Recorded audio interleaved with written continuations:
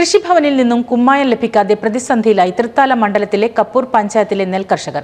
കൃഷിവകുപ്പ് ഇത്തവണ കുമ്മായം അനുവദിച്ചത് നാമമാത്രമാണെന്നിരിക്കെ അധിക വില കൊടുത്ത് പുറത്തുനിന്നും വാങ്ങേണ്ട ഗതികേടിലാണ് കർഷകർ.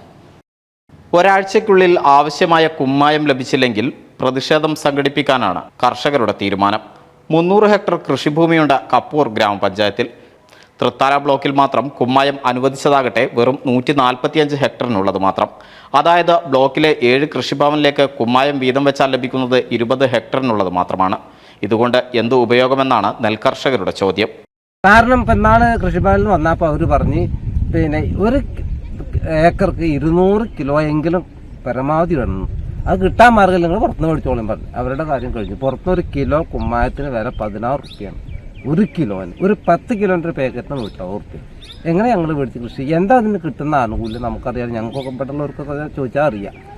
പിന്നെ അത് മാത്രമല്ല, എന്തെങ്കിലും കേട് വന്നാൽ ഉടനെ കൃഷി ഓഫീസിൽ പോയി റിപ്പോർട്ട് ചെയ്ത് അവർ പറയും നിങ്ങൾ ഇത്ര ഇട്ടാ, അയ്യോ ഇത്ര ഇട്ടില്ല, കഴിഞ്ഞ പ്രാവശ്യം കിട്ടിയിട്ടുമില്ല.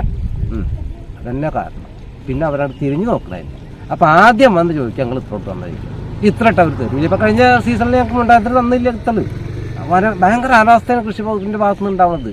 ഇപ്രാവശ്യമേ ഞങ്ങൾ മുറവിളി കൂട്ടി കുഴപ്പമായ ഇപ്പോഴും ഇത്തളിൻ്റെ യാതൊരു കുഴപ്പമാണ്. കൃഷിഭൂമിയിലെ അമ്ലരസം ഒഴിവാക്കുന്നതിനായാണ് കുമ്മായം ഉപയോഗിക്കുന്നത്. ഒരാഴ്ചക്കുള്ളിൽ കൃഷിക്കായി നിലം മേഖലയിൽ ഒരുക്കി തുടങ്ങും.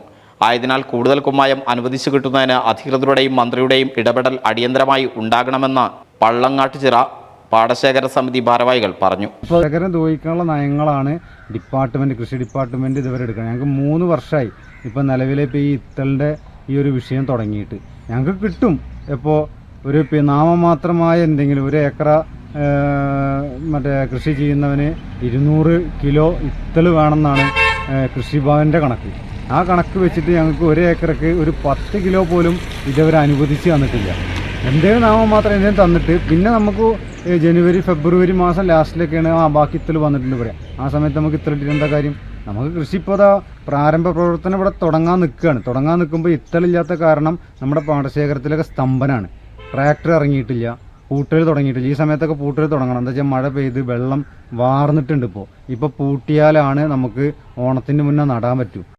കഴിഞ്ഞ വർഷം കിലോഗ്രാമിന് 9 രൂപ സബ്സിഡി നിരക്കിലാണ് കുമ്മായം കർഷകർക്ക് നൽകിയിരുന്നത്.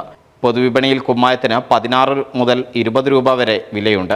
വലിയ വില കൊടുത്ത് കുമ്മായം വാങ്ങാൻ കർഷകർക്കാവുന്നില്ല. കുമ്മായമിട്ടില്ലെങ്കിൽ വിളവിനെ അത് സാരമായി ബാധിക്കുമെന്നും കൃഷി ഇറക്കാൻ സാധിക്കില്ലെന്നും കർഷകർ പറഞ്ഞു.